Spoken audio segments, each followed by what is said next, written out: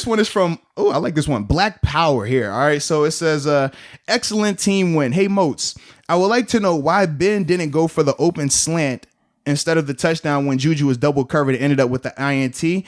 Man, let's see. Man, I had to pray that we won and that I would give up some stuff for this win. So, wow. All right. Sometimes we do that. God, please, if we win this game, baby, I ain't gonna never curse again. I wonder what it was. Yeah, Black Power, tell us what you had to give up, man. Was it worth it? But in terms of, Ben going for the touchdown pass into double coverage to Juju instead of taking the open slant, I mean, it's one of those situations where if he makes that pass and it does score the touchdown, I mean, it effectively ends the game. We do know that. And we have seen times where he has made that pass. Not saying that it's right or wrong. We saw earlier the pass to Deontay. That could have been an interception as well. With those throws, they're 50-50. Do you want to see him take a safer throw in the red zone? Sure. But I'm not going to fault him for that. Obviously, the outcome wasn't what we wanted, but I still thought as a whole, I didn't have an issue with him taking the shot because he was trying to end the game. You're playing to win the game. But the turnover is still a turnover. It's still on him. But you play to win. You don't play to be conservative. And ultimately, man, you hear Coach Tomlin talk about this all the time. Gunfighters get shot. He's going to take some chances. You love it at times, and at times, how you pulling your hair out. But as long as the outcome is a win, that's all that matters. What about you, man? That's a fair answer, dude. What you thought I was going to say? Well, when have I ever not spoken fairly about Ben or this team in general? It's always fair. Whether you want to hear it or not, it's always going to be fair. Well, no, here's what I was going to say. I mean, it's very similar. It's like, you have a chance to end the game there. Right. He felt good about the matchup. Juju on a linebacker. And here's my thing. I mean, whatever. If you want to say that was a lesser decision, it wasn't the best decision there, whatever. But like, Ben is the type of guy. He's got confidence in himself. He's got that type of talent. He's got the pedigree throughout his career and everything. So I'm gonna trust him in those situations. And if he makes the catch, which it hit his hands, like it's like a threefold thing in my opinion. Don't you try to put that on Juju? I'm not putting it on Juju. Don't do that. I'm not. Okay. Because I think the linebacker made a good play on it. It did hit Juju in his hands. It was I consider it more or less unfortunate, like a fluky pick or whatever, something like that. Because I thought the ball was pretty much on the money. I listened to Ben in a post-game interview. He said if I would have thrown it like 6 inches higher, then that would have been perfect. But I mean, if you're only missing by 6 inches, then like I said, it hit him in the hands, man. Like I don't feel bad about that play at all, because here's the other thing too. And this was something that was brought up with the Manning brothers in the past. They said, I'm being serious. No, hear me out. One, we were going for the win there. But they've said whenever they're in like a late game situation, they would rather be down by 4 instead of 3. Okay. It goes back to what we were saying with being aggressive and everything. So you're playing for the win. You kind of go all out, as opposed to maybe if we were, we hit that pass and then they tackle us before we get the first down. We kick the field goal on 4th.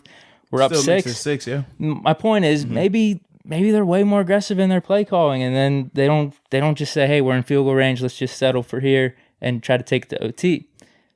Listen, you don't have to take it from me. What?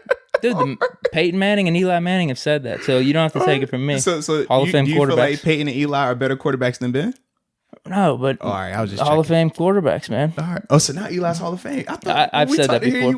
Oh, no, okay. I promise. I promise. I've said Hall of Fame. 2 Hall of Fame quarterbacks.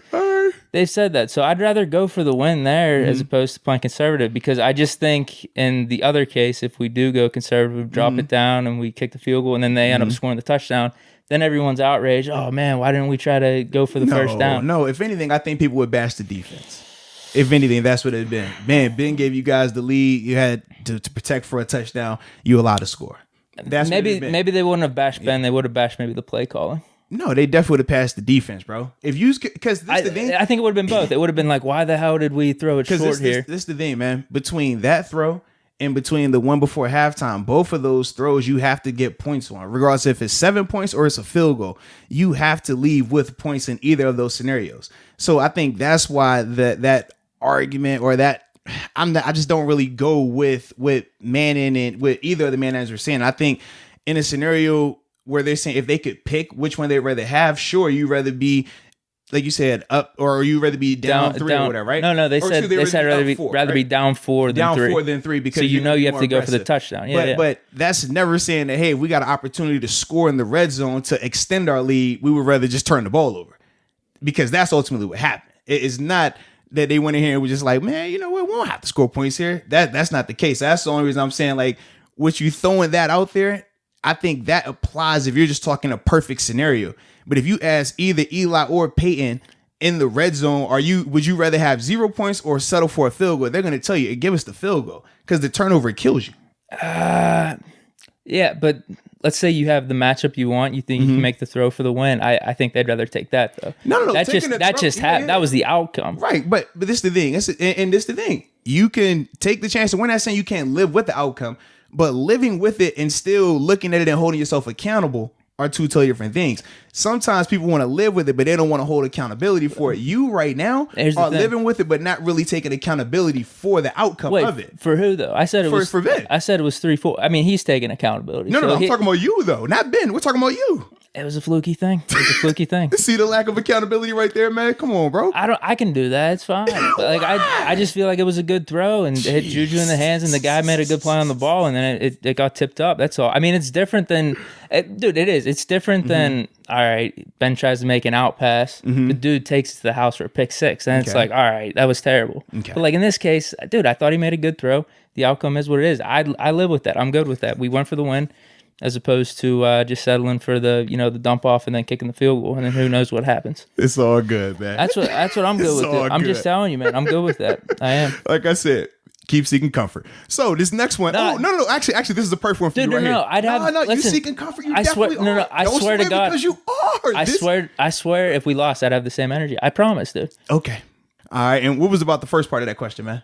The 3 picks? Yeah. You want to go first on that? I know how much you know what I'm saying? I figure I let you get it all off your chest so that way I don't have to be interrupted when I speak on it. I just it didn't really bother me that much because the one was tipped at the line of scrimmage. The other one was obviously tipped at the end of the game, the one to Juju. And then the first one was just a shot at right before halftime, try to get some points on the board. Now, it was interesting when you brought this up because I actually didn't think there was any shot we could get a field goal. That's why we were already in field goal range. Yeah, but we didn't have any timeouts. Yeah, so you take a shot and that's fine, but you don't take the shot into double coverage like that. That wasn't a good throw. Wait, what do you mean?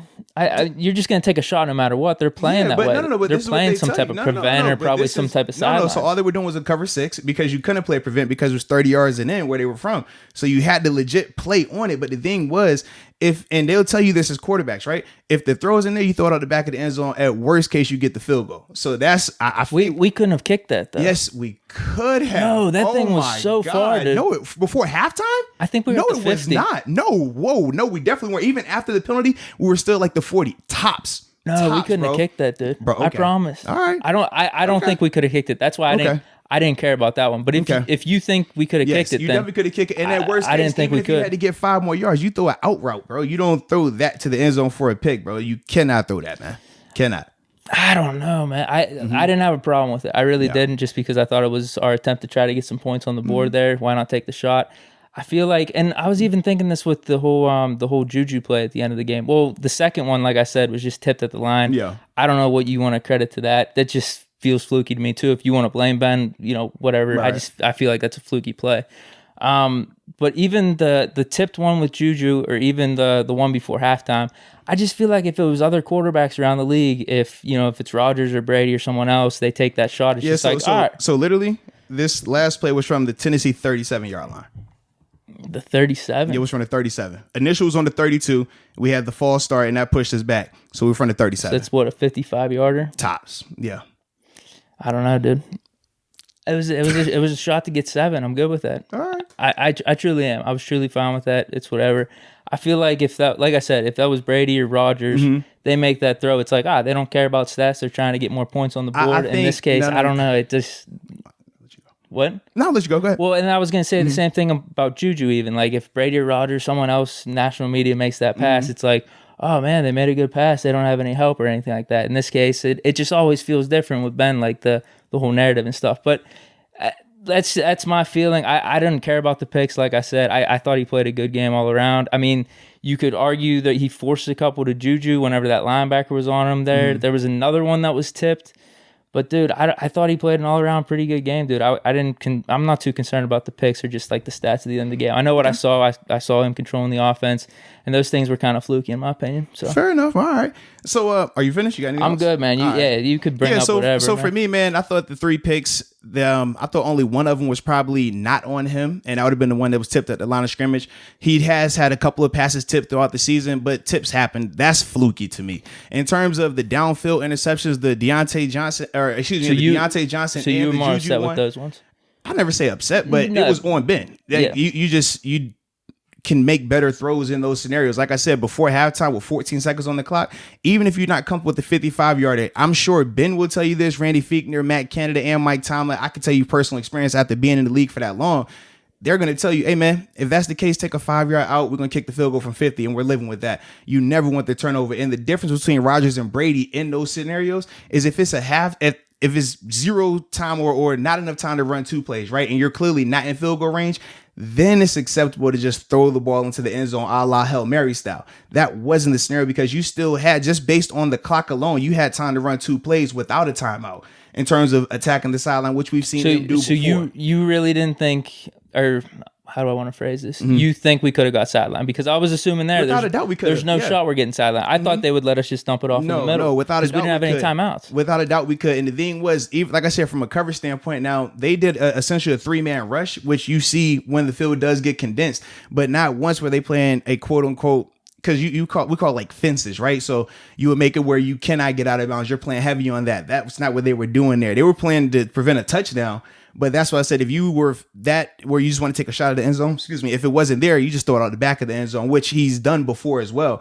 But like I said, that play right there and the Juju one, you have to have points, no way around it. So in terms of the interceptions, 2 of them were bad throws. Yes, in terms of if you have a guy open and you're throwing into double coverage or in the Juju scenario where 3 guys are around him, hindsight being 2020, you don't make that throw because it did cost you at least 6 points, and that would have definitely changed the outcome of this game if you get 6 points based on those 2 field goals in that scenario. Not saying that Ben had a terrible game, not saying that he had a bad game, but it's just saying that, hey, man, 3 picks are 3 picks, and especially when 2 of them are on you, that's an issue. Now, I don't think that this is going to be a reoccurring thing. I think that next week he bounces back with no issues, but 2 of those picks were definitely on Ben, and that was my biggest thing with that, man. But ultimately, I thought throughout the game, he controlled the offense. I thought he did a great job of moving the ball. We thought he would be able to move the ball because we said the Titans' defense wasn't playing good. We said that. We're not going to sit up here and crown their defense and crown their secondary, and all of a sudden, when we said for a fact their defense did not match up well with anybody on our offense, we felt that we should be able to move the ball, and they did. But you got to execute, and the turnovers were the biggest difference. And like I said, with 2 of those things, they were definitely on him. But overall, man, I thought he still played really good.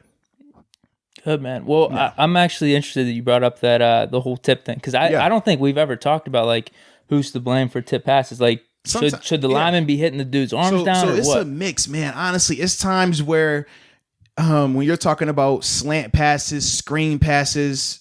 And not just a longer development screen. I'm talking about like the wide receiver screens where it's like right now it's on the tackles to cut down the D ends, right, or the outside linebackers. But some of these passes were like Jeffrey Simmons were getting tips and stuff like that. That's just, man, a D lineman just kind of a lot of times it's more luck than anything. Even with JJ Watt, I remember we talked about JJ SWAT for a while, right?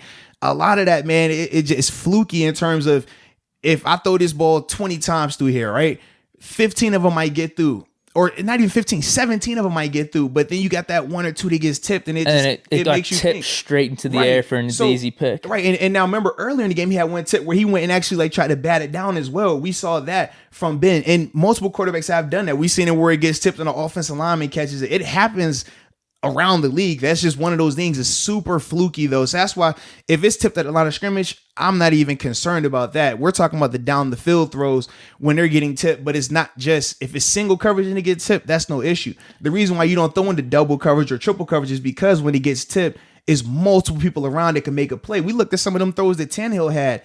And how many guys he should have had like 3 absolutely, picks. Where you saw where multiple guys were in the vicinity to make a play on it. That's the thing. Those are bad throws. You don't want to force throws like that.